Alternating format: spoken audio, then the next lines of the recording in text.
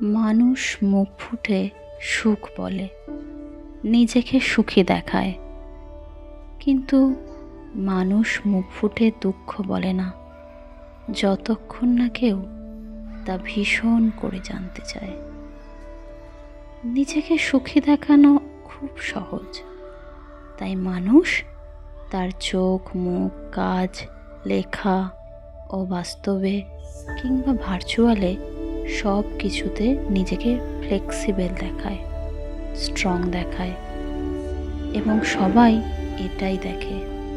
কিন্তু দুঃখ দেখানো কঠিন, দুঃখ জানানো কঠিন।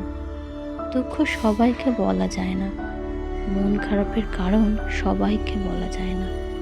কেমন আছির জবাবে সত্যি ভালো নেই এটাও লেখা যায় না। দুঃখ বলার জায়গাটা কমফোর্ট জোন হতে হয়, শোনার আকুতি থাকতে হয়, হাতে সময় থাকতে হয়, ধৈর্য থাকতে হয়, চোখের শীতলতা থাকতে হয়।